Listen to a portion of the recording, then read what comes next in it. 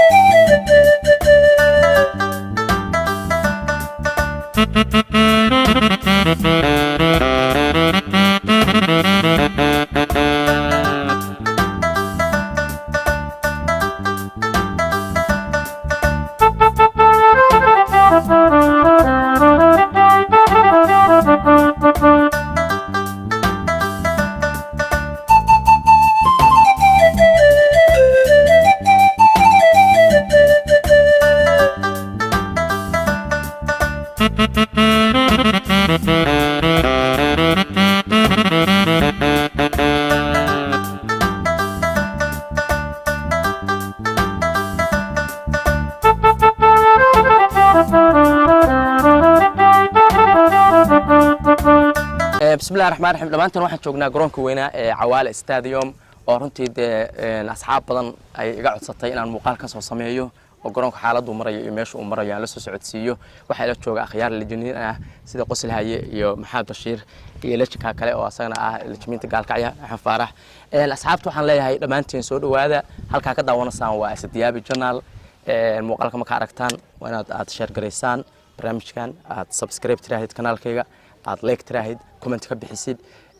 runtii garoonka Cawaale si standard loo sameeyo oo jiddan kuraastan oo kala badan leh hada qaybta buluuga fadhinaa runtii qaybo badan oo ka tirsan yahay waa 3,000 oo kursi ay leeyahay si noo sheegeen gudiga Cawaale Stadium garoonka waxa dhiman qaybta rooga oo maalmaha la saarayo runtii garoonka waxa lagu qaban doonaa ciyaaro ma taqaana ama tournament sida ku yaqaanaan ciyaaraha ugu wanaagsan sida koobka gobolada Puntland tartanka 8aad waxaan jeclahay in lagu qaban doono garoonka Cawaale Stadium waxaan ku soo dhaweynayaa asxaabteeda oo kanaalkayga ka soo dhex muuqan doonta aan ku hormariyo Maxamed Bashiir aqoonyahanka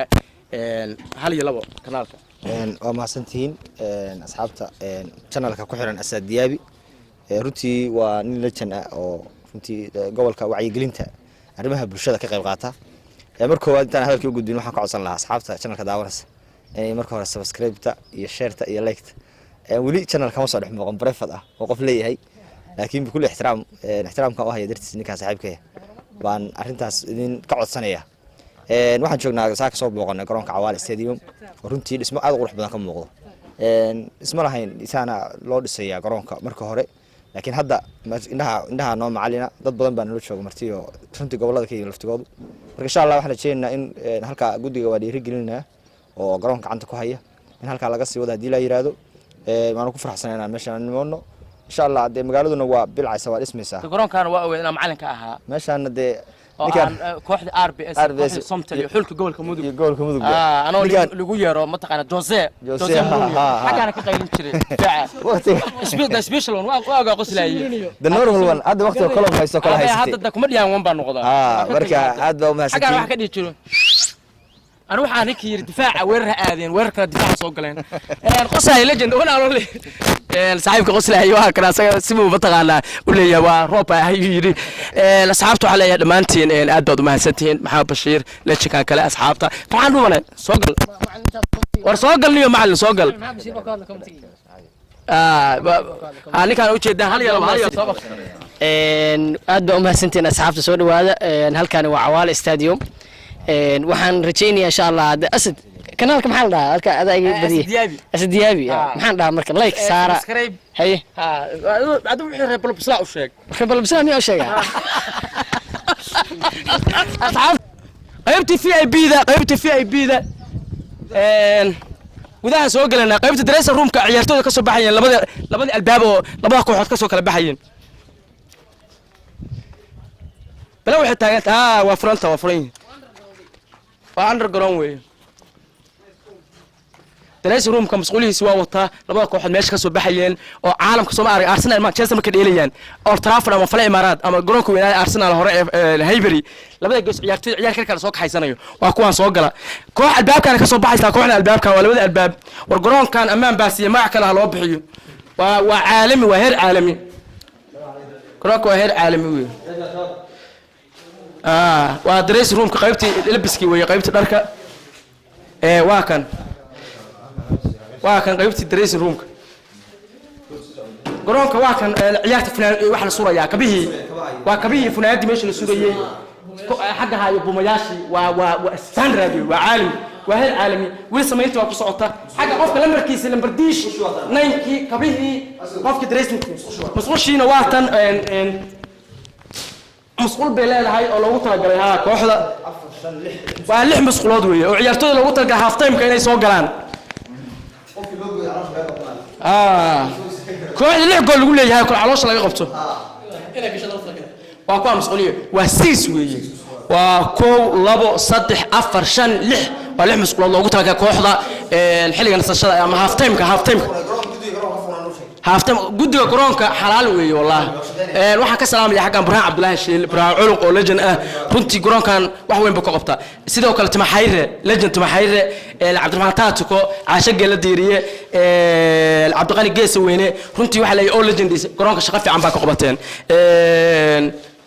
Shaafic Abdigarre dhamaantii waxa leeyahay shaqo fiican ba garoonka haysan waa ta qaybta kale oo kooxda kale waa labadii kooxood kooxna waa tan kooxna waa kan labada albaab ay kala baxayaan waa kuwan waxaan weli aan joogno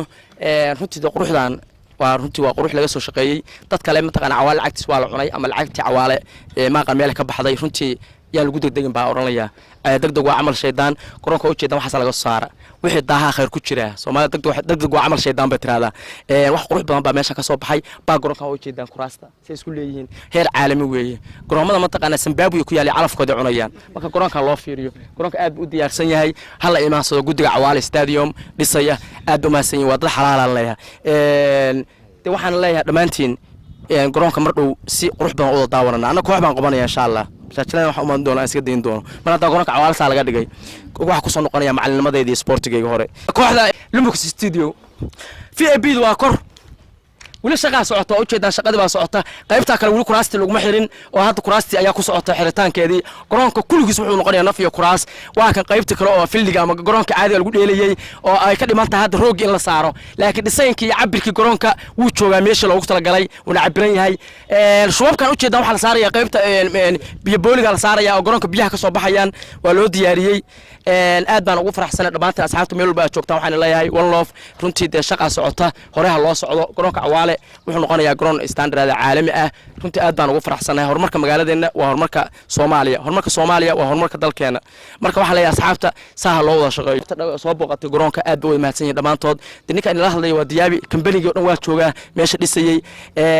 salaamullaahi calaykum xagaan hadda wali decoration baa la saaraya waa qaybta VIB-da runtii waxa soo bixi doona wax qurux badan aad baan idin salaamaya dhamaantiin salaamullaahi calaykum wa rahmatullaahi ta'ala wa barakaatuh